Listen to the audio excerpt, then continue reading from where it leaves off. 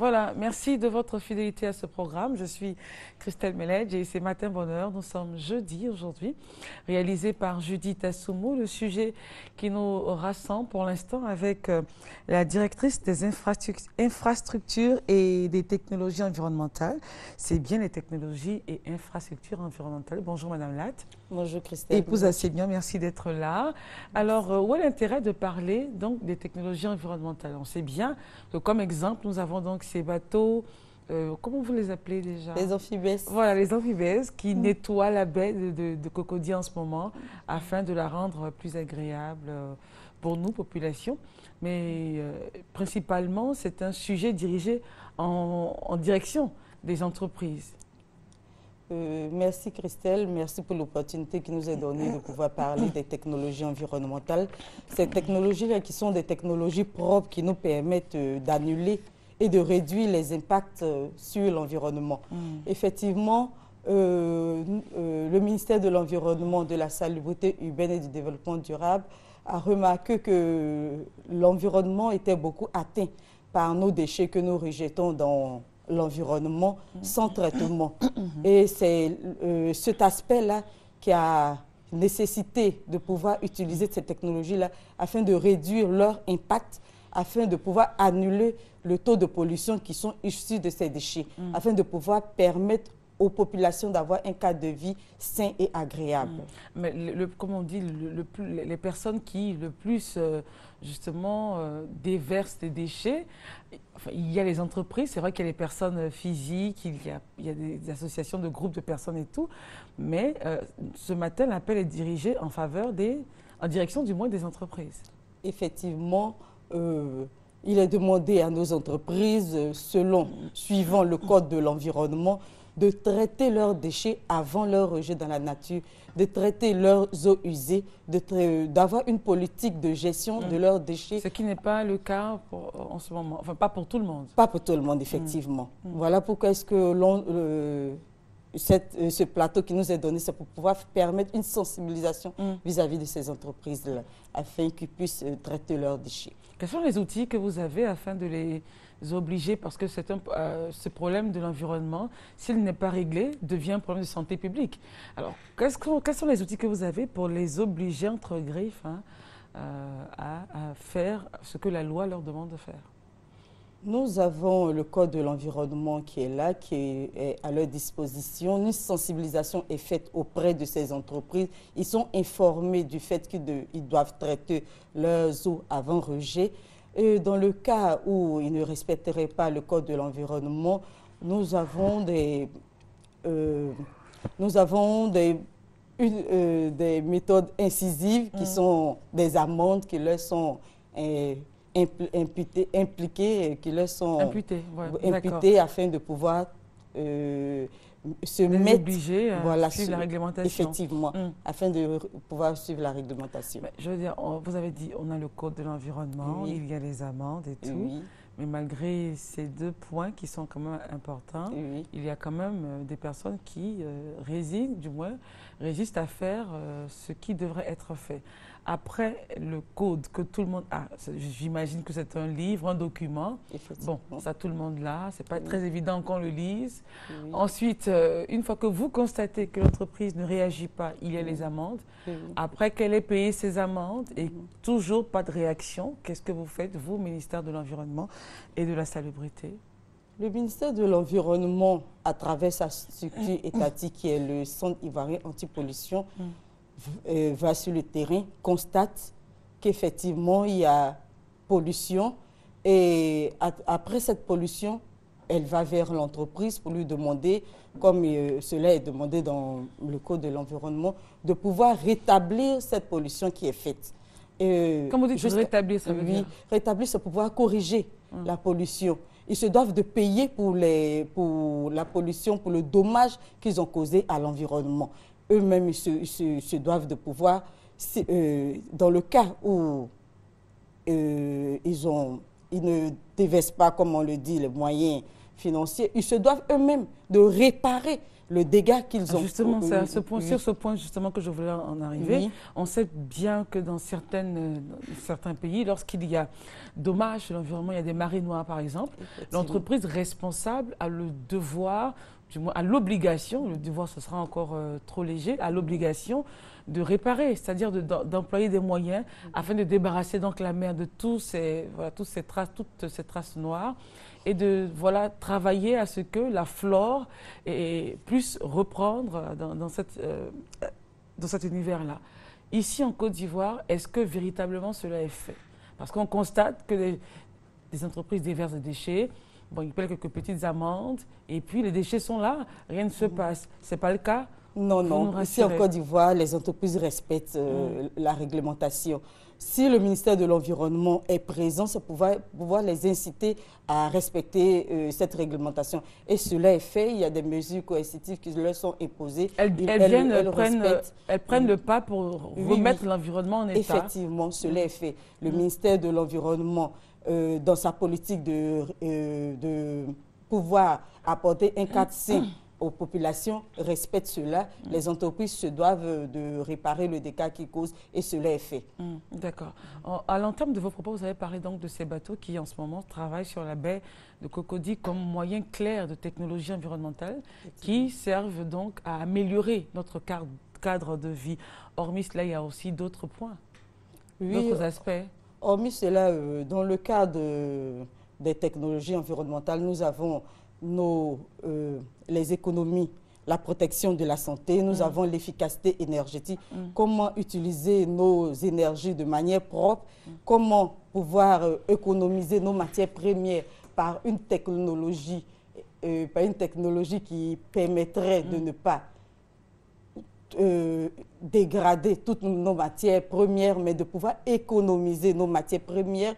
Nous avons cette technologie-là, contrairement aux autres technologies, permet de respecter l'environnement. Donc, elle permet également de ne pas utiliser de façon anarchique, de façon désabusée nos matières premières, mais de pouvoir les retenir, les économiser pour une politique plus durable. C'est ce qui est fait à partir de cette technologie. Cette technologie également environnementale permet une gestion de nos terres. Alors, on peut avoir des exemples concrets pour que tout le monde soit au même niveau d'information que vous. Quand vous dites que les matières premières sont un élément très important dans cette histoire de technologie environnementale, on peut avoir un exemple concret, s'il vous plaît? Concernant les technologies vertes, lorsque nous les lions à l'agriculture, elles permettent d'avoir une rentabilité. Avec cette nouvelle technologie, elle permet d'avoir une rentabilité. Nous pouvons avoir une meilleure production à travers cette technologie. Donc, cela permettrait aux populations d'avoir accès à une plus grande variété de produits sur nos marchés. De façon concrète encore, pour le cultivateur qui vous regarde et qui est intéressé, qui se dit, mais tiens, c'est des choses intéressantes que effectivement, nous avons... Il y a des exemples concrets nous avons effectivement les engrais. Voilà. Nous avons les engrais qui sont également des technologies. Et la façon même aujourd'hui de planter et tout ça. La façon même d'utiliser ces engrais également est une technologie. Nous pouvons apporter une nouvelle manière d'utiliser. Il y a de nouveaux engrais qui sont sur le marché, qui sont plus en même de protéger notre environnement que ceux que nous connaissons qui souvent dégradent un peu nos sous-sols. D'accord. Alors, si nous voulons rentrer encore aller plus loin dans ce domaine de l'agriculture, il y a de nouvelles façons même de planter qui vous permettent d'avoir des produits même hors saison. C'est-à-dire sur une certaine période, vous produisez sur un petit espace, mais vous avez une rentabilité assez énorme avec ces nouvelles technologies-là. Ce qui veut dire que vous êtes en liaison avec le ministère de l'Agriculture sur ce point. Effectivement, le ministère de l'Environnement, de la Salubrité urbaine et du Développement durable, c'est un ministère transversal. Il est en relation avec plusieurs ministères. Il est en relation avec le ministère de la Construction, de l'Assainissement et de l'Urbanisme. Ils ont évolué assainissement. Ce ministère est également en relation avec le ministère de la Santé, étant donné que l'environnement, c'est le cadre où vit la population. Ce ministère-là il a des aspects qui sont liés à plusieurs ministères. Comme on l'avait dit, ministère transversal. Effectivement, il permet aux populations de vivre dans un cadre sain, dans un cadre agréable, pour pouvoir permettre à nos générations futures également de retrouver ce cadre sain, ce cadre beau pour une Côte d'Ivoire émergente. N'est-ce pas? Alors justement, parlons maintenant du développement de cette économie verte, énergie verte, aujourd'hui qui est comme le porte-flambeau dans toutes les nations. Chacun, tout le monde revient à la nature, revient à l'économie verte. On parle même de biocarburant, tout devient bio. Qu'est-ce qui est fait ici en Côte d'Ivoire, justement sur le volet des technologies vertes, pour que cela puisse rentrer dans nos habitudes et que les populations puissent s'approprier de tout ce qui est économie verte, énergie verte, pour que, voilà, justement, comme vous le disiez, en fin de propos, notre nation, pays émergent à l'horizon 2020, puisse avoir voilà, une vie agréable, un cadre de vie agréable, respectant la nature, respectant l'environnement. Comme je le disais, les technologies permettent de traiter d'abord nos déchets. Qu'est-ce qui est fait pour que nous puissions nous les approprier en fait? Ces technologies, elles sont accessibles à tous. Si nous prenons le commun des populations, nous avons certaines populations qui ne sont pas raccordées au réseau d'assainissement, qui utilisent les fosses septiques. Par l'utilisation de certaines technologies, elles pourront dégrader leurs matières qui sont rejetées dans nos fosses septiques. Donc, elles permettront une économie dans la prise de ces déchets-là. Lorsque elles-mêmes déjà, dès la maison, je parle de nos fosses septiques. Okay, dès la maison, certaines technologies existent. Je ne donnerai pas de nom. Certaines technologies existent pour pouvoir dégrader la matière de nos fosses. Pourquoi vous ne donnerez pas de nom? Ce sera de la publicité? Effectivement. Ok, d'accord. mais je veux dire, ces technologies qui existent devraient être données aux populations pour que elles soient accessibles. Effectivement. On ne peut pas les rappeler parce que selon vous, elles sont commerciales. Effectivement. Et je ne pourrais pas donner le nom pour ne pas faire de publicité. À travers l'utilisation de cette technologie-là, elles peuvent dégrader le contenu de leurs fosses et l'enlèvement est plus facile. Ça fait une économie financière pour ces populations. C'est également propre. Cela évite la pollution de notre environnement. Alors, il va falloir trouver un système pour que cette technologie-là soit encore communiquée aux populations qui ne sauraient pas, par exemple, de quoi vous parlez, l'exemple et tout. Mais sur ce plateau, comme vous dites que c'est commercial, on attend vraiment une campagne de communication, sensibilisation pour que tout le monde soit au même niveau d'information que vous. Hormis donc l'aspect des fosses septiques, il y a d'autres aspects qui pourraient donc avoir l'aval de ces technologies-là afin de faciliter notre vie, n'est-ce pas? Oui. Il existe plusieurs domaines, comme vous l'avez dit au préalable. Nous avons la baie de Cocody actuellement qui est nettoyée par une... Ça avance bien? Oui, on le voit, c'est un bateau, mais c'est une technologie également. Ça avance bien. Cette baie-là sera restaurée. C'est une volonté politique, c'est la volonté du chef de l'État de pouvoir donner un cadre de vie sain à nos populations et le ministère s'est engagé à le faire. D'accord. Alors, au total, Madame Latte Karen, vous êtes la directrice des infrastructures et des technologies environnementales au ministère de l'Environnement, de la Salubrité urbaine et du Développement durable. Que devraient retenir les populations sur votre passage ce matin sur ce plateau? Merci Christelle. Les populations devraient retenir que vivre dans un cadre de vie sain, c'est agréable. Il faudrait faire attention à ne pas rejeter nos déchets dans la nature, à ne pas rejeter nos eaux usées dans la rue. La rue, ce n'est pas une poubelle. Autant nous nettoyons nos maisons, autant nous pouvons prendre soin de nos rues. Également, dire aux entreprises qu'elles se doivent de respecter l'environnement, donc de traiter leurs eaux usées, de pouvoir avoir une politique de gestion de leurs déchets afin de pouvoir également avoir un cadre de vie sain pour nos populations. Si elles ne le font pas, le code est là pour être appliqué. Effectivement. Merci beaucoup d'être venu. Merci à vous, excellent jeudi, c'est jeudi aujourd'hui. Merci beaucoup. Nous excellent remercions également la RTI de nous avoir donné cette opportunité. Ben, ça fut un plaisir, rassurez-vous. Un plaisir d'être en votre compagnie. Alors, merci beaucoup. Tout de suite et maintenant, on a parlé d'environnement, de salubrité, cadre de vie agréable. Juste cet élément sur l'hygiène autour de la viande. Et on prendra langue avec Monsieur Sitionon Mahanon, archiviste. Rappelez-vous, je vous le disais au tout début de cette antenne. Aujourd'hui, c'est la journée donc internationale des sites et monuments. On prendra langue avec lui. C'est à suivre tout de suite après cet élément sur RTI 1. Envie de manger du choukouya, des brochettes ou de la viande séchée? Pas de souci. Il y a les vendeurs de viande, communément appelés sokotigui. Ils ont pour tâche de braiser et vendre la viande sous toutes ses formes. Ces viandes exposées sous vos yeux subissent plusieurs étapes avant d'être consommées, séchées puis assaisonnées. Tout pour le bonheur de l'homme. Il n'y a pas que le goût qui fait la joie des consommateurs, mais le prix. Avec 100 francs ou 200 francs CFA, vous avez vos brochettes et vous déboursez un peu plus pour la viande séchée. C'est pas bien, c'est pas bon, c'est pas bien, c'est pas bon, c'est pas bien, ce n'est pas du tout bien.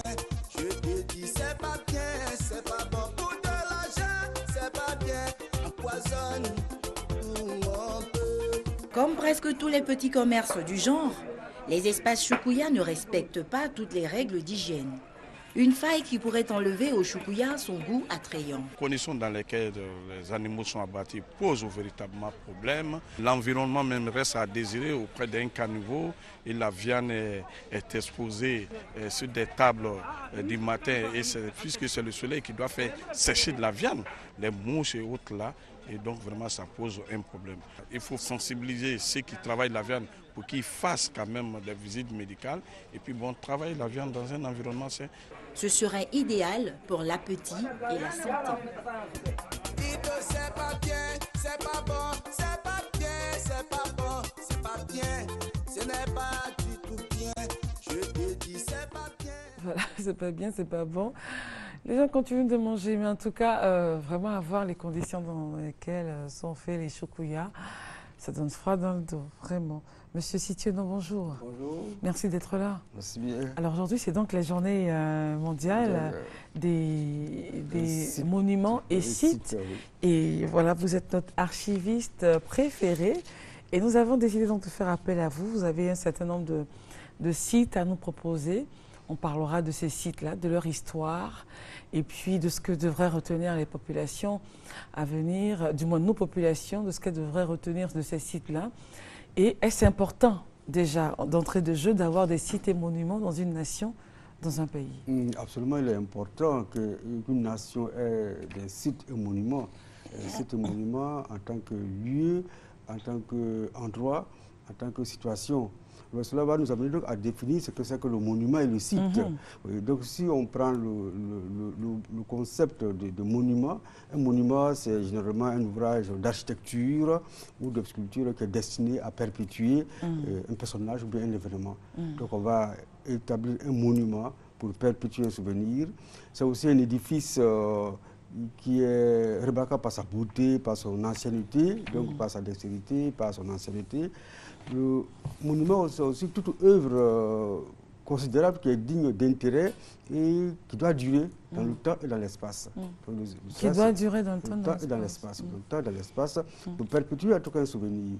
Généralement, un monument est fait pour ramener une sorte de réminiscence, un souvenir d'un événement ou bien de la vie de la nation, ou de la communauté, ou du département, ou de la ville elle-même. D'où l'importance d'avoir dans une nation des monuments et des sites qui rappelleraient l'histoire et tout ça. Tout à fait, tout à fait. Parce qu'il ne faut pas que l'homme oublie. L'homme peut oublier, et même s'il doit oublier, mais il faut qu'il puisse perpétuer le souvenir du passé pour se commémorer justement ces événements-là, heureux ou douloureux d'ailleurs, parce que la vie est faite à la fois d'événements comme ça, bien sûr, d'événements heureux et à la fois malheureux. Donc il est important qu'une nation, un pays puisse avoir des sites et monuments pour se ressouvenir de ce qu'il a été, de ce qu'il a vécu comme événement douloureux ou bien agréable ou difficile à vivre.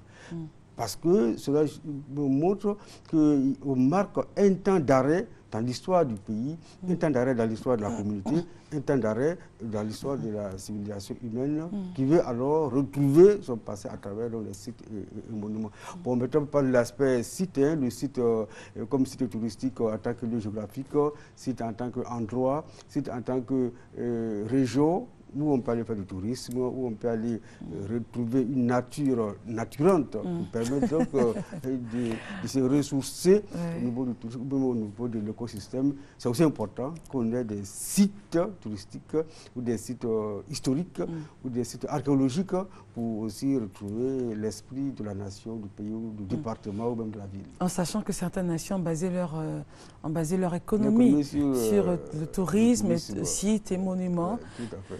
Alors, nous allons donc visiter avec vous, nous allons faire un bond dans l'histoire. Oui, bien sûr, voir quelques monuments et sites, et puis on en parlera. Alors, tout de suite et maintenant, nous avons donc ce monument qui rappelle un élément douloureux, un événement douloureux qui s'est passé dans l'histoire de notre nation. Oui, bien sûr, il s'agit donc du monument qu'on appelle fièvre jaune, qui est à Bassam.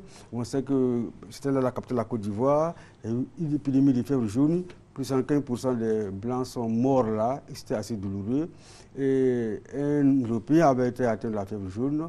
Et son épouse a été invitée par les Africains, Ivoiriens, donc les Ima, pour lui apporter donc des feuilles pour qu'elle puisse apporter la guérison à son mari. Et elle est partie sur les feuilles. Au son retour, son mari est déjà décédé. Donc on trouve là un gisant. Voilà, donc on a la dame qui a les feuilles en main, la femme blanche qui a les feuilles en main que les femmes Nzema lui ont montrées pour soigner son mari atteint de la fièvre jaune. Et si vous regardez au bas du monument, vous avez un gisant, un corps blanc qui est tombé en bas. Et donc, elle est arrivée trop tard, en fait. Elle est arrivée trop tard. Donc, cette sculpture a été donc établie donc par un blanc. Qui a donc installé. Alors, il faut dire que cette statue exprime effectivement le souvenir de cette fièvre jaune sur la Côte d'Ivoire, sur les Bassamois. Et donc la sculpture a été donc édifiée donc, par un Européen pour se souvenir donc, de cet événement douloureux, et qui fait qu'on a donc établi donc, ce monument-là comme souvenir pour montrer. Ça, c'est les années 1914. Alors, 1914, oui. Alors, le monument a été édifié par Alfred Gustave. Alfred Gustave, qui est l'auteur de ce monument, qui est un sculpteur européen, et qui a donc fait en mémoire de cela. Et puis en dessous, on peut bien dire, on ne voit pas bien sûr, c'est écrit qu'à ces enfants tombés en Côte d'Ivoire, la France est reconnaissante. C'est ce qui est écrit en bas de ce monument. Et ce monument est situé dans quel quartier à Bassam Quartier France. Il a été inauguré le 11 janvier 1914 par Gustave Julien, qui était intérimaire du gouverneur Angoulvan, qui résidait à Béjarville. 1914. Angoulvan, c'était un gouverneur de Côte d'Ivoire en 1908, et c'est lui qui était à Béjarville. Et le monument a été inauguré le 11 janvier 1914 par Gustave Julien, comme intérimaire du gouverneur Angoulvan. Et comme vous le disiez dans l'explication des cités monuments, vous avez dit ça marque des événements heureux comme malheureux. Et cette fièvre jaune en 1914 avait décimé la population des colons, la population blanche. Oui. Donc pour rappeler cet acte, on va dire, héroïque quand même de cette femme, de cette épouse qui, pour soigner son mari, a dû sûrement demander aux femmes noires comment vous faites pour soigner la fièvre jaune. Et on lui a montré des feuilles. Le temps qu'elle arrive à la maison, son mari était déjà parti. Alors on a d'autres... C'est là même qu'on a transféré la capitale de Bassam à Béjarville, tout à fait. Il y avait tout l'essai de localiser la capitale à Béjarville, et puis après à Abidjan, Yamoussoukro. On va donc continuer à parcourir nos monuments. Alors, oui, ça c'est le monument qu'on appelle Gros Lot. Le monument Gros Lot. Alors, il faut expliquer, parce qu'à Bassam, il y avait une danse qu'on appelait le Sider, une danse traditionnelle qu'on appelait Sider. Bon, le Ghanais a dit Sida, Sida. Bon, donc il y avait cette danse qui était donc à Bassam et qui était très très en vue, qui était très prisée. Et puis à partir du moment où il y a eu une scission au niveau de la danse, au niveau donc, des participants, donc, des concepteurs, il y a eu une scission, des problèmes de mésentente. Donc un groupe s'est retiré de la danse Sider pour aller créer une danse qu'on appelle Grolo. Grolo. Alors donc la première danse Sider était par la population Zima pour la classe moyenne, pas très nantie. Et donc les autres qui sont retirés sont des intellectuels, sont des bourgeois, des riches qui sont retirés pour créer donc une danse qu'ils appellent Grolo. Et le bâtiment donc a été édifié par ce groupe-là, Grolo, pour montrer que c'est eux les plus importants. Avec un ange oui, donc justement, comme, dans la scission. Comme ils étaient opposés à leurs camarades, ils ont donc créé. Donc là, c'est l'ange Gabriel qu'ils ont représenté. Bon, l'ange protecteur. Qui veille sur la danse. Qui veille sur la danse et sur leur communauté. Voilà pourquoi le Grolo, donc c'est ce bâtiment qui a été édifié pour ça. Et qui a donc bâti Grolo, qui est donc le bâtiment de cette danse Grolo, avec l'ange Gabriel au-dessus pour veiller sur eux. Pour dire que dans la scission, nous avons de la protection. Donc ne tentez rien. Parce qu'ils savaient bien comme c'était des rivaux. Il y avait évidemment, on est en Afrique des pratiques des plus maléfiques qu'il fallait protéger. Pas très catholiques. Voilà. Donc voilà pourquoi on dit Grolo avec l'ange Gabriel qui veille sur eux, une danse assez intéressante où vraiment c'est une danse de réjouissance et qui fait que bon, ça a été assez intéressant pour eux de créer cette danse et d'édifier ce monument-là. Qui est toujours à Bassam. Qui est à Bassam, oui. Qui est à Bassam. Très bien. Ce qui est intéressant donc de montrer que tout bâtiment, tout monument a un esprit et puis a une histoire. Donc on ne le fait pas. Tout monument a un esprit. Oui, et puis a une histoire. Donc on ne le fait pas avant de trouver l'esprit. Il est préconçu et il est réalisé pour perpétuer l'esprit qu'on veut avoir à souvenir à chaque instant. Donc dans tout document, tout monument, il y a toujours cet esprit-là qui précède la création du monument pour qu'il puisse justement jouer son rôle de document, de souvenir, de réminiscence de la société, de la cité ou même de l'État. On a une autre page va se tourner pour nous présenter un autre monument. Mais je voudrais vous rappeler que nous sommes en train de parler donc de cette journée mondiale des cités monuments. Aujourd'hui, 18 avril, notre invité n'est autre M. Mahanon Sitiono, archiviste. Avec lui, nous avons plaisir à découvrir donc les pans de cette histoire de la Côte d'Ivoire, un autre monument.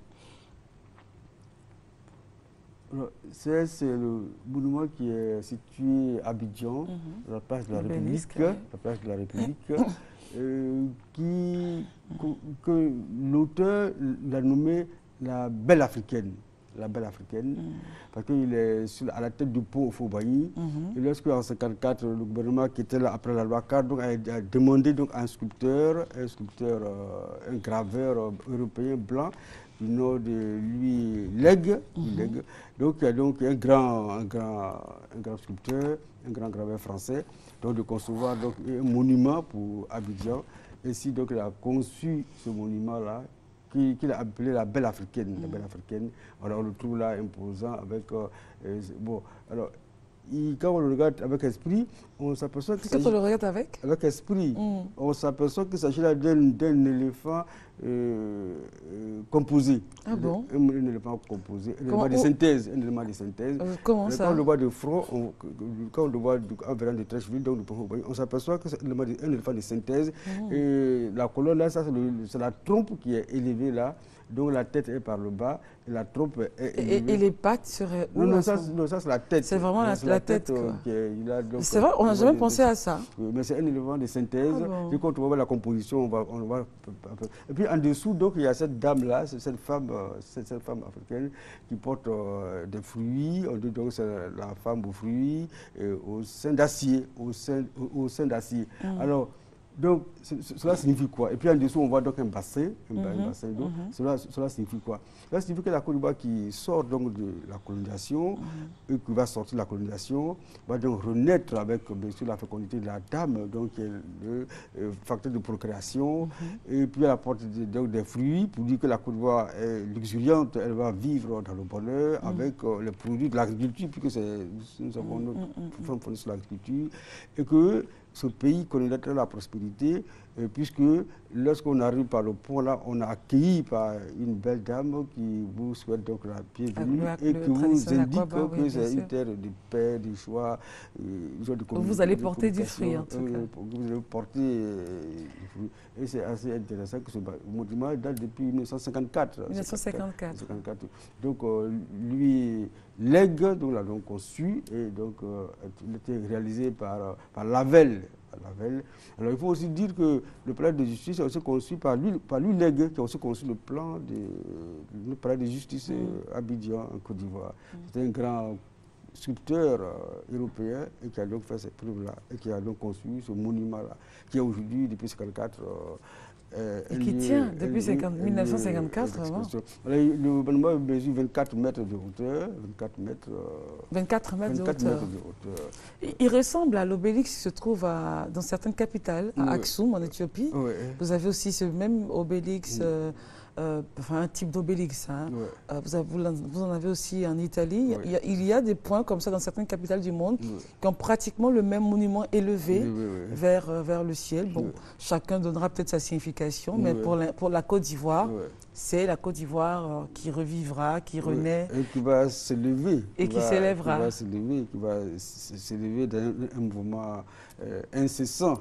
Bon, ça c'est l'aspect spirituel, l'aspect intellectuel, même l'aspect métaphysique du monument, qui fait que s'il est implanté à un endroit, cet endroit doit vivre l'idée du monument. L'idée du monument. Comme vous avez dit, il y a un esprit dans le bâtiment. Un esprit dans le bâtiment qu'il faut traduire, qu'il faut perpétuer, qu'il faut réaliser. Alors, bon, souvent, on ne sait pas cela, et on prend l'objet, le monument, comme un lieu de tourisme, un lieu de curiosité morose, simplement, pour aller se ressourcer, pour aller voir un beau bâtiment. Il n'y a pas seulement l'aspect esthétique qui est important, il y a aussi l'aspect spirituel, l'aspect significatif qui est aussi important. Ce n'est pas seulement un lieu de tourisme, un lieu de récréation. C'est bon de savoir ce que chaque monument porte, en fait. Tout à fait. Voilà, pour voir si on peut le fréquenter ou pas. Oui, mais enfin, si les personnes peuvent le fréquenter, non, regardez de loin, ce serait mieux. D'accord. Autre image. Oui, là, c'est à Djokoué. Et c'est aussi un monument aux morts. Il y a eu des tueries là-bas. Et donc, à Djokoué, on a donc instauré un monument aux morts. Pour perpétuer l'histoire. Dans les années 1950. Oui, à Djokoué. Ça, c'est des guerres fratricides avec même les Occidentaux. Chaque fois, il y avait donc des résistants face à la colonisation. Il y avait chaque fois des difficultés d'entente. Donc, il y avait des opposants entre eux qui s'affrontaient. Il y a souvent, c'était des hécatombes. Donc, on a fait ce monument-là. Pour rappeler l'histoire triste qui s'est passée. Vécue.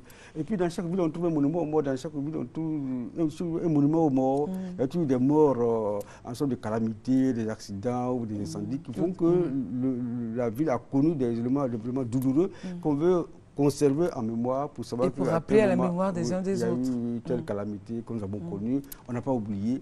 Et bien, cette ville africaine, il se souvient de ses morts toujours. Les morts, on leur demande de se coucher sur le mauvais bras, de tendre le bon bras.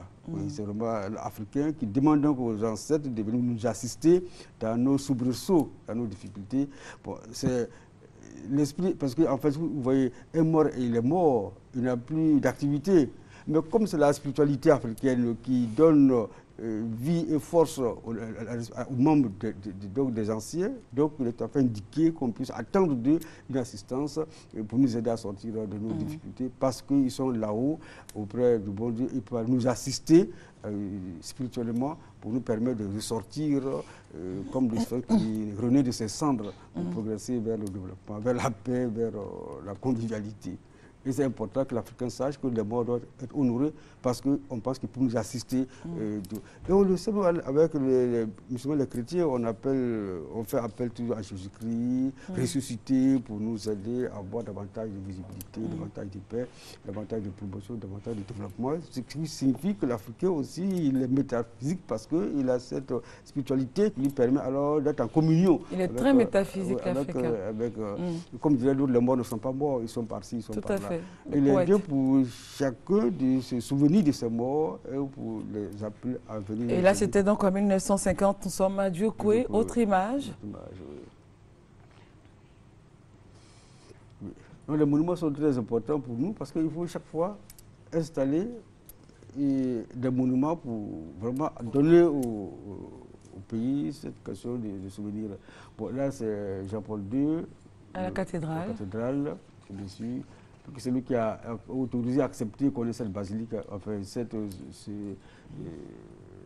cathédrale en Côte d'Ivoire. Pour marquer son arrivée en Côte d'Ivoire. Oui, donc on a fait donc, un monument à son honneur pour nous souvenir que c'est lui qui a autorisé qu'on ait cette cathédrale. Nous sommes dans les moyens, donc on a l'autorisation du Vatican pour avoir cette cathédrale. Et Jean-Paul II, qui a accepté, donc été représenté ici par ce monument, à souvenir de sa générosité envers la Côte d'Ivoire, qui a accepté qu'on ait cette cathédrale qui fait de la Côte d'Ivoire un lieu de fierté, un lieu d'expression religieuse, un lieu d'expression catholique, qui fait aussi qu'on est heureux d'avoir cette cathédrale à Côte d'Ivoire dans sa beauté, dans sa magnificence même, qui donne à la Côte d'Ivoire davantage. Alors sachez que la cathédrale est implantée à l'ancienne prison d'Abidjan. Le site actuel de la cathédrale. Voilà, c'était là la prison.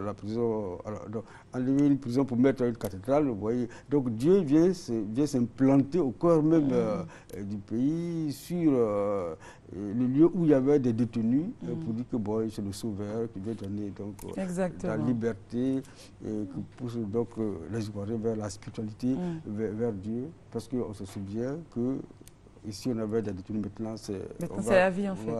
Alors on a une autre image à vous proposer. Dans quelques instants, on partira à la publicité. On parcourt donc les images avec M. Manao Sitionon pour parler donc des sites et monuments. Voilà, préciser qu'il y a beaucoup de sites en Côte d'Ivoire. Et aujourd'hui, on dirait qu'il y a un professeur qui est vraiment le père des sites, des monuments en Côte d'Ivoire, qui est Kofi Dongo, qui lui vraiment qui établit des monuments. Lui, vraiment, il est le spécialiste des monuments, des objets grandeur nature, des trucs monumentaux, assez grands, assez monumentaux. Ouais, c'est vraiment son œuvre. Et tous les monuments d'Abidjan, même partout, à Côte d'Ivoire, sont faits par ce sculpteur qui est vraiment celui-là même qui fait les monuments en Côte d'Ivoire. Et c'est vraiment sa dextérité, sa qualité. C'était bien de le savoir. Exactement. Alors tout de suite, maintenant, on part à la réclame et on se retrouve dans quelques instants pour continuer à revisiter les sites et monuments de Côte d'Ivoire.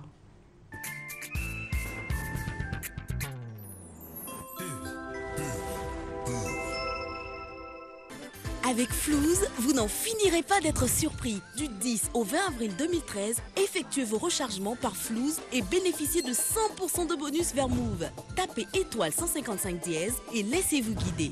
Pour tout achat de crédit à partir de 500 francs, à vous le super bonus valable jusqu'à 30 jours. Avec Flouze, le rechargement devient si simple. No limit.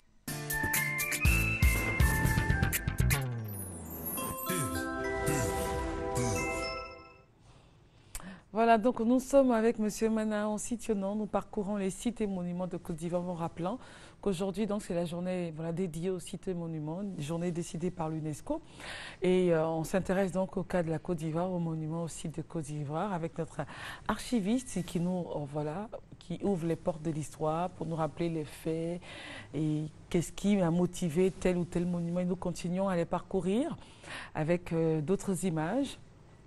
Je voudrais rappeler que le monument au plateau Place de la République, avant, l'espace s'appelait l'espace La Palude. L'espace La Palude. Qui était aussi le nom de qui? Le gouverneur qui était là à l'époque. Okay. Et c'est lui qui a commencé les travaux du canal de Vridi. Et c'est lui qui a autorisé donc qu'on ait ce monument-là. Donc l'espace s'appelait auparavant l'espace du gouverneur La Palude. Comme le pont La Palude était le pont flottant. Et maintenant, c'est le Place de la République parce qu'on a rebaptisé à notre nom, donc Place de la République. C'était la Place de La Palude qui a autorisé donc la création de ce monument. À ce niveau-là. C'est bon à savoir aussi que cette place-là, c'était la place La Palude, avec notre indépendance. Voilà. Je pars à la place La Palude. C'est quoi? C'est où la place La Palude? Ce n'est que la place de la République, enfin l'ancienne, non? De l'ancien gouvernement de la Côte d'Ivoire. On continue avec les images que nous avons. C'est toujours un monument au Oui, mort. c'est un monument. Bon, ça, c'est le monument destiné à Moscovitch, qui était donc... Vraiment dans la broussaille aussi, oui, ce oui, monument. mais c'est ça, c'est que l'Afrique n'a pas le culte, l'entretien des lieux sacrés comme le cimetière. Et c'était, il y avait donc un capitaine marchand, qui était en Côte d'Ivoire pour l'exploration de la Côte d'Ivoire, pour étendre donc l'ère de la colonisation. Donc, de Thias allait vers Kong, donc dans les mouvements, pour imposer donc la présence française. Il a affronté à Kong des autochtones. Il y a eu des conflits armés, bien sûr, et Moscovitch, qui était donc un élément du capitaine marchand, est mort, est décédé. Il a été donc enseveli, enterré là, ils ont fait donc ce monument-là. Pour rappeler l'histoire de ce capitaine. Il y a eu ici des affrontements ici, et nous on a tué un blanc ici, donc on enterre ici pour nous souvenir. Nous sommes dans quelle région? Nous sommes dans quelle ville? À Kong. D'accord. 1893. Oui. Donc c'est pour marquer qu'il y a eu des affrontements, on a tué un blanc, c'est pour un honneur de pouvoir tuer un blanc qui était plus armé que eux. Donc ce monument a été fait. Bon, malheureusement, il est en brousse, abandonné à lui-même, parce que l'Africain, souvent, il n'a pas le culte des morts pour les vénérer, pour leur donner l'esprit de leur présence. Bon, il y a des sociétés où le cimetière est très bien entretenu, mais généralement au nord, les gens n'ont pas cette politesse envers les morts pour entretenir les cimetières. Mais au sud ici, c'est tout à fait différent. Bon, c'est pas un défaut, hein, c'est les cultures. On prend ça comme ça sans jugement de valeur, mais c'est quand même intéressant d'entretenir les cimetières. Nous avons une autre image. Il y a d'autres images qui montrent quelques monuments qui expriment un état de souvenir de la Côte d'Ivoire à un moment précis. Si on a les images, on va commenter pour indiquer. Bon, là, c'est un joueur de tam-tam à l'INA, qui est devenu aujourd'hui INSAC. Alors, ce monument, c'est, disons, une statue. Une statue, bon, à Bio, on dit c'est un monument, mais c'est une statue, en fait, qui est à l'entrée de l'INSAC. Et ce sont des travaux d'élèves, d'étudiants, de deuxième année de l'époque, des années 76. Et le professeur qui les encadrait était un professeur du Nigeria qui s'appelle Okeke, qui encadrait l'étudiant. Il a donc demandé de faire un travail de groupe, un exercice. Et là, ce document a été conçu par M. Bamba Salikou, qui est le professeur Bamba Salikou, qui a donc conçu la maquette, et qui l'a proposé. Le professeur Okeke a donc demandé aux étudiants de le traduire en réalité. Et donc, c'est ce document. On peut dire que c'est l'INA, c'est l'Institut des Arts. Donc, c'est un lieu artistique où on apprend les arts. Et l'Africain, pour nous, quand on dit art, c'est la danse, la récréation. Voilà. Donc, le monument. Le tam-tam et tout. Très bien. Donc, quand on passe dans le sac ici, il y a des joueurs de tam-tam qui apprennent à jouer au tam-tam. Qui apprennent l'art et la culture. L'art et la culture. Sauf que dans notre esprit, on a un peu falsifié l'esprit même des arts. Puisqu'on dit art, on ramène ça à la récréation, au divertissement, à la récréation. Ce qui est négatif de concevoir l'art, il commence l'angle de la récréation. Parce que l'homme est artistique. L'homme, en tant qu'homme, est artistique, il est culturel. Oui. Il n'étant pas animal, ou du moins animal civilisé, animal qui vit en cité, il est donc artistique, il est culturel. Et la culture, c'est l'expression, effectivement, de tout ce que l'homme fait en plus de la nature. D'accord. Oui, de la nature. On dit que la culture, c'est ce qui rend qu'on a tout oublié. Donc la culture, la danse fait partie de l'existence humaine. Pas en tant que récréation, pas en tant que défoulement, mais en tant que ce qui donne existence humaine à l'individu. Ça, c'est un autre débat. Ce qui donne l'existence humaine à l'individu. On a une autre image à vous proposer. Oui. C'est très important de savoir que la culture, ce n'est pas seulement la récréation. Oui, c'est l'aspect vestimentaire, l'aspect culinaire. C'est très profond. On ne pourra pas faire le débat aujourd'hui. Bien sûr, c'était pour indiquer un peu. Alors, nous sommes à l'université d'Abidjan et vous avez là le masque Waouh. Qui fait partie donc de la série des Ouabélé. Oui, c'est ça. Ouabélé, donc voilà. Alors, ce monument, c'est le monument du savoir, de la connaissance. Alors, donc, quand on a posé... Moi, je voudrais te poser une question. Oui, oui. Alors, c'est un masque c'est un masque sacré. Oui. On le retrouve chez vous, les Sénoufos, n'est-ce pas? Oui. D'accord. Alors, pourquoi mettre... Est-ce que c'est normal d'exposer le sacré comme ça? Parce qu'il a toute une symbolique, il représente quelque chose de très fort. Il fait partie d'une série de 12 masques qui ne sortent pas comme ça. Oui. Et lorsqu'ils apparaissent, il y a toute une symbolique, il y a une gestuelle. On a pris plaisir à regarder, à suivre ça lorsqu'on faisait l'histoire de l'art. Mais Et c'est très fort, ça vous donne même des frissons.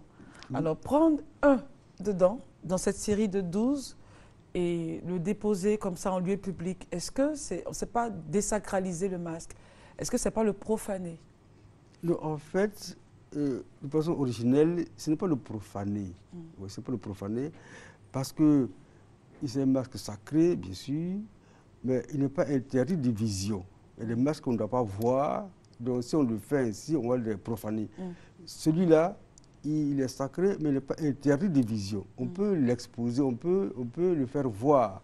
Et quand il sort dans sa zone, il sort la journée, il sort à tout Est-ce qu'il n'est pas désincarné?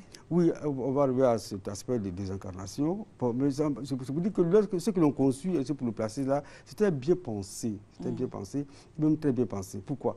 Parce que ce masque Waouh, ou les Wambélé, exprime là l'idée de connaissance, le savoir, l'esprit de Prométhée, l'esprit de conquête de la sagesse, de la connaissance, et aussi l'esprit d'union qui est unificateur, puisqu'on se met d'accord sur le masque.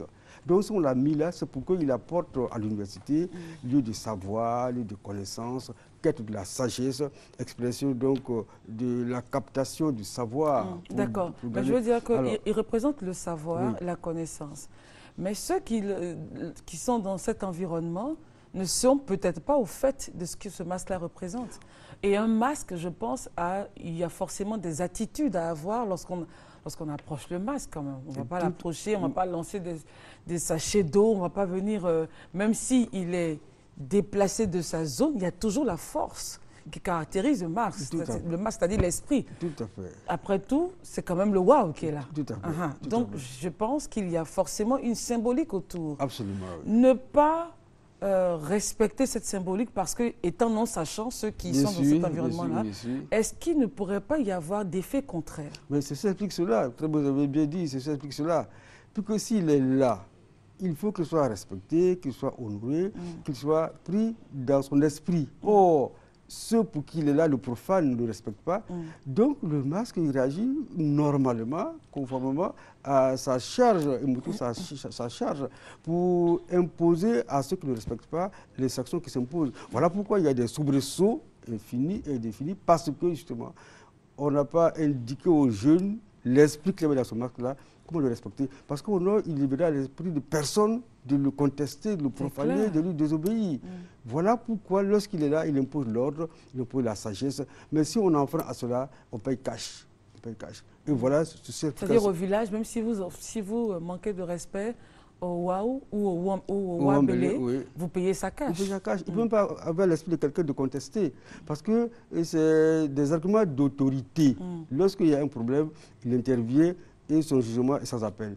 Donc ces décrets sont immuables. Lorsqu'il a décidé, c'est la décision. Donc ne pas l'honorer, ne pas le respecter, pour amener l'effet contraire que les initiateurs... Bien sûr. Et c'est ce que nous vivons là, parce que les jeunes ne respectent pas le masque, ils ne savent pas ce que c'est. On aurait pu leur dire auparavant, l'esprit symbolique du masque, s'il est là, c'est pour nous apporter la sagesse, l'esprit de compétition, l'esprit prométhéen. Donc il y a des choses à ne pas faire. L'esprit prométhéen, des choses à ne pas faire. Il faut le respecter, il faut lui donner l'autorité qu'il a pour qu'il puisse nous assister. Mais si on veut le profaner, il est tout à fait évident, étant désincarné, étant donc désacralisé, donc les effets contraires. On a l'effet contraire. Pour aujourd'hui, Monsieur Sitiono, on s'arrêtera là. On va donc continuer cette série sur les monuments un autre jour, pourquoi pas jeudi prochain. Merci en tout cas d'être venu éclairer nos lanternes sur les sites et monuments de Côte d'Ivoire, rappelant l'histoire. Il est bon de rappeler l'histoire pour que nos générations d'aujourd'hui et celles à venir également puissent en savoir les tenants et les aboutissants de tel acte qui a été posé et l'éviter dans les temps à venir. Merci beaucoup, M. Sitiono. Merci d'être venu. Nous allons sans transition parler de la dépression avec le docteur Bissouma. Bonjour, docteur. Bonjour. Vous allez bien? Oui, très bien, merci. Alors, lorsqu'on parle de dépression, en Afrique, c'est quelque chose qui passe mal. En Europe, quelqu'un pourrait vous dire, je suis à ma 2e et 3e dépression, j'ai vu mon psy. Mais ici, automatiquement, on dirait, commence à péter les plombs, il est fou. Alors, comment est-ce que vous définirez, vous, la dépression? Alors, la dépression est une vraie maladie. C'est une maladie mentale, donc c'est une maladie du psychisme, un peu, on va dire, de l'esprit, et qui est en fait une perturbation de l'humeur. C'est une perturbation de l'humeur qui va se caractériser par une profonde tristesse. Voilà, c'est une profonde tristesse, un ralentissement des idées, du corps, la personne a du mal à bouger, la personne a du mal à mener ses activités. Et donc, il y a un certain nombre de symptômes comme ça qui vont nous faire évoquer ce diagnostic de dépression. Quand on dit une tristesse, c'est un sentiment qui existe. Hein? Oui. On peut être triste, mais sans être dépressif. Oui, oui, tout à fait. Comment se caractérisera cette tristesse liée à la dépression? Alors, la tristesse dans la dépression, c'est d'ailleurs un des premiers symptômes de la dépression. Okay. Hein. Tristesse constante? C'est une tristesse profonde et constante. C'est-à-dire que tous les jours, quels que soient les événements, quel que soit ce qui arrive, le sujet est triste. La personne est triste. C'est un état. Elle se réveille, elle est triste. Elle se réveille, elle est triste. Qu'il fasse beau, qu'il fasse mauvais. Qu'elle ait gagné au loto. Qu'elle ait gagné au loto, que ce soit voilà, qu'il y ait un événement heureux ou non, cette personne est triste. Sans raison. Sans raison. Sans raison. Sans raison. On peut être triste de façon... de façon passagère. Aujourd'hui, je suis triste parce que je me suis cogné le pied, j'ai pas d'argent pour faire mon marché, j'ai des problèmes au bureau. Lié à des événements précis. C'est lié à des événements. Mais sans raison. Sans raison. Mais est-ce que c'est vraiment sans raison? Il y a forcément quelque chose qui pourrait transformer comme ça un individu qui soit normal et qui, du coup, fait une dépression. Il y a forcément... oui, après, il y a les événements de vie. Voilà, il y a des événements de vie ou les habitudes de vie. Il y a des facteurs qui vont conduire la personne à la dépression. Donc, une situation qui ne s'améliore pas. Vous avez un conflit, vous avez des difficultés, vous êtes dans un isolement social, vous n'avez personne autour de vous, ou bien vous avez des difficultés financières. Et cette situation dure depuis des mois, depuis des années. Petit à petit, vous sombrez. Vous sombrez, vous vous épuisez. Voilà, vous épuisez. Et comme vous parlez de corde, c'est comme si la corde est rongée jusqu'à ce qu'elle finisse par se casser. Voilà. Alors, donc les symptômes, on a une grosse tristesse, inexpliquée, presque tous les jours. Voilà. Le sujet est amorphe. Amorphe. Parce qu'en fait, la dépression... Du moins, les symptômes, oui. Oui, voilà. Mais la dépression va affecter l'humeur. Donc, il va y avoir cette tristesse. Elle va affecter les pensées. Négative. Va toucher les pensées. Les idées sont négatives. Je ne vaux rien, je ne suis rien, je ne peux pas faire, je suis incapable. La dépression va affecter également le comportement. C'est de ma faute. C'est de ma faute. C'est de ma faute. Tout est de sa faute. Tout est de ma faute. C'est à cause de moi que ça ne marche pas. Je n'ai pas de valeur, je ne suis rien. Je peux disparaître de la terre, je ne sers à rien sur la terre. Personne ne m'aime. Voilà. Alors, et ça va affecter également le comportement. Ouais. La personne n'a plus d'intérêt, je n'ai pas envie d'aller au travail, je n'ai plus envie. Tout ce qui lui faisait plaisir n'a plus d'intérêt. Okay. Du mal à bouger, du mal à se lever, du mal à s'habiller, du mal à se maquiller. Si c'est une femme, elle va avoir du mal à s'entretenir pour être belle. Elle se laisse aller. Elle se laisse aller. D'accord, voilà. Ce sont les symptômes. Et quelles seraient donc les causes de cette dépression-là? On a dit liées aux événements de vie, mais c'est vraiment ça, lié aux événements de vie? Non, pas seulement, pas seulement. Il y a plusieurs facteurs qui peuvent conduire à la dépression. D'abord, il y a l'hérédité. Okay. Il y a des familles dans lesquelles il y a de la dépression. Voilà. Donc souvent, le père dépressif, la mère dépressive. Le père dépressif, la mère dépressive, ou les grands-parents, ou un oncle, une tante. Ce sont souvent des facteurs qu'on va rechercher quand on rencontre quelqu'un qui a une dépression. Il y a la biologie. Les scientifiques ont remarqué qu'il y a certaines substances du cerveau qui sont en quantité insuffisante quand un sujet fait une dépression. Il y a, je parlais des événements de vie, il y a les habitudes de vie aussi, l'alcoolisme, le tabagisme, le manque d'activité physique, la drogue, voilà, le fait qu'on reste des heures devant la télé ou des heures... Oui. Le fait de trop regarder la télé peut pousser à une dépression. Quand vous ne faites absolument rien, que vous n'avez que ça comme activité, finalement, ça va entraîner des troubles de la santé mentale et éventuellement une dépression. Vous avez les mauvaises habitudes alimentaires aussi qui peuvent jouer. Donc, il y a... La dépression, c'est une maladie complexe, avec de nombreux facteurs qui peuvent intervenir. L'histoire aussi de la personne. Quand vous êtes né dans une famille où il y a beaucoup de problèmes, vous avez eu des traumatismes, vous avez été rejeté ou de la maltraitance. quand vous étiez enfant, ça va favoriser la survenue d'une dépression. Dépression, d'accord. Mais je veux dire, il y a des moyens pour s'en sortir. Oui, tout à fait. Tout à fait. Je dis bien que la dépression est une maladie. Et donc, toute maladie, on va la soigner. On peut soigner la dépression. Et je ne parle pas de guérison parce que ça va dépendre de... La guérison va dépendre de beaucoup de facteurs. Quel est le type de dépression, l'environnement, etc. Voilà.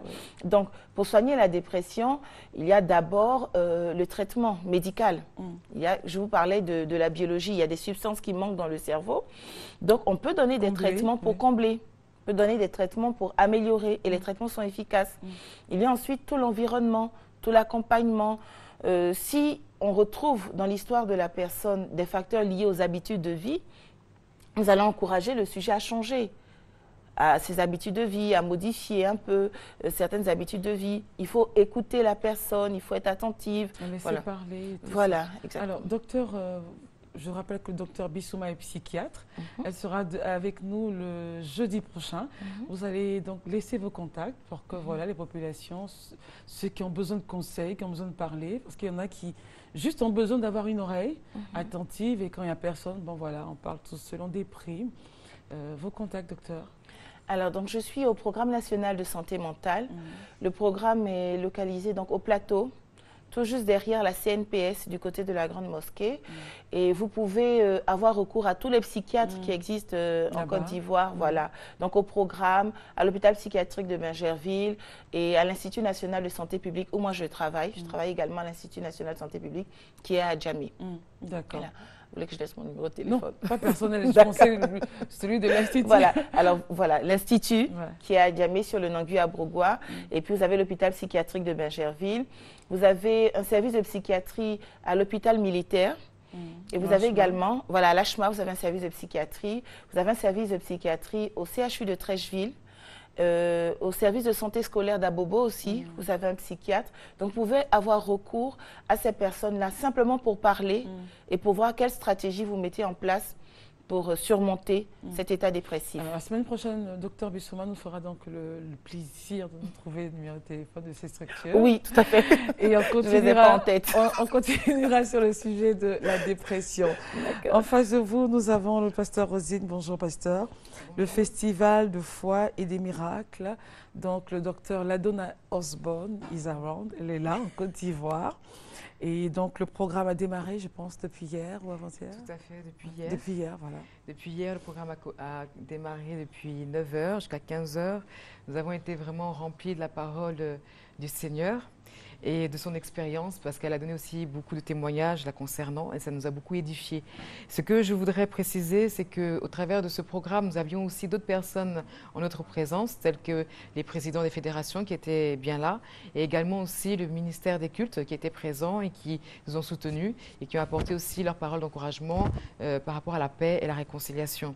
Maintenant, ce que je tenais à préciser aujourd'hui, c'est que le programme continue jusqu'au samedi 20 avril en ce qui concerne du séminaire, et je tiens à préciser également que les inscriptions continuent concernant le diplôme pastoral et les livres de Osborne. La contribution de 10 000 francs continue toujours, donc vous pouvez venir vous inscrire sans problème. Également, je voulais apporter une petite précision concernant le dîner gala. Le dîner gala, les cartes sont toujours aussi à votre disposition, donc vous pouvez venir nous voir sans problème. Mais aujourd'hui, je voulais mettre l'accent plus particulièrement sur les différents points de transport que nous avons mis à votre disposition, parce que beaucoup de personnes ne connaissent pas le site.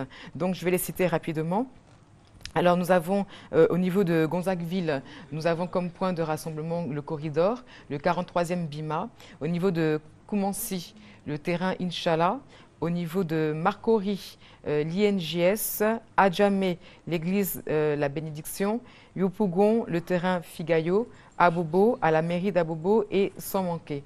Donc, vous pouvez prendre toutes les informations concernant ces rassemblements avec Monsieur Begré au 02 04 82 13, 02 04 82 13, au 02 17 53 26 en ce qui concerne les transports. Voilà. Et ce programme sera toujours animé par la trompette du salut du ministère international de la grâce et de la délivrance. Aujourd'hui, nous aurons également le groupe musical de la Maison de la Destinée et d'autres artistes également seront avec nous. Donc je vous invite et je vous exhorte à être présents, à venir prendre part vraiment à ce grand repas royal. Merci beaucoup, Pasteur Rosine. Vous avez laissé vos contacts. Je laisse mes contacts. Alors, c'est le 08 65 42 16, le 08 65 42 16, le 40 76 28 18, 40 76 28 18, sans oublier la croisade du 24 et du 27 à l'espace Œuvre Émission à Yopougon. Nous attendons nombreux parce que Dieu va se manifester puissamment. Merci beaucoup, Pasteur Rosine. Soyez bénis. Amen. Monsieur Apollinaire Lévry, bonjour. Vous êtes chef de service à la direction de la promotion du logement social et économique à la SICOJI. Et vous êtes là pour nous parler donc des logements sociaux et économiques. C'est la promotion. Tout à fait, Christelle. Alors, je suis là ce matin encore pour parler des logements sociaux, mais pour parler exactement de trois sujets. Des sites sur lesquels seront construites les maisons, de l'inscription en ligne et également de l'aval. Alors, en ce qui concerne les sites, c'est pour rassurer les Ivoiriens et tous ceux qui ont déjà effectué leur présouscription ou qui vont le faire bientôt, que les sites sont déjà disponibles. Le ministère a déjà eu les sites sur toute l'étendue du territoire national. À Abidjan, c'est 27 sites qui correspondent à près de 200 hectares. À l'intérieur, c'est 2200 à 2300 hectares qui sont disponibles dans chaque département. Alors, je voudrais donner quelques exemples. Par exemple, à Abidjan, dans la zone de Port-Boué et environ, on a à Port-Boué, on a acquis 14 hectares à 800 mètres de la nouvelle voie express de Grand Bassam. Donc, ce sont des localisations géographiques que les gens peuvent visiter. Au quartier Modeste, c'est 87 hectares à 2 km de Bassam, route Abidjan-Bassam. À l'intérieur du pays, par exemple, à Blolequin, c'est 20 hectares au quartier Colonel, contigu à la nouvelle préfecture. À Isia, c'est 1,5 hectare de la préfecture sur l'axe Isia-Man, en face du complexe hôtelier. En fait, donc, tous ces sites... aux Ivoiriens que sur toute l'étendue du territoire, les sites sont déjà prévus. Les sites sont déjà prévus et ceux qui vont faire les présouscriptions peuvent consulter ces listes-là dans les représentations de la SICOJI, dans les communes d'Abidjan ou à l'intérieur, dans les communes des départements qui sont concernés. D'accord. Alors, concernant donc l'inscription, ça continue toujours. Les Ivoiriens se mobilisent, n'est-ce pas? Tout à fait. L'inscription continue. Les Ivoiriens se mobilisent. Même les Ivoiriens de la diaspora. Donc, pour parler donc, de l'inscription en ligne, pour les Ivoiriens qui sont à l'extérieur, il suffit simplement de demander à un parent ici de lui envoyer les 30 000 francs, plus la photocopie de sa pièce d'identité ou son passeport. Cette personne va dans n'importe quelle représentation de la SICOJI à Abidjan ou à l'intérieur pour payer les 30 000 francs dans les banques. Ensuite, elle vient à la SICOJI, on lui génère un code, donc au vu du reçu de versement et de la photocopie de la pièce d'identité, on lui génère un code et on lui envoie ça par Internet. Donc ça suppose aussi également qu'il doit nous donner son adresse email. Donc on lui envoie ça par email et à partir de ce moment, il peut faire son inscription en ligne et nous ramener cela. Voilà un peu en ce qui concerne l'inscription en ligne. Pour l'aval, il s'agit d'une personne qui paye pour un acquéreur potentiel ou un acquéreur et qui n'est pas lui-même l'acquéreur. Donc, à ce niveau, il y a deux acteurs. Il y a d'abord celui qui paye et puis il y a celui qui bénéficie de la maison.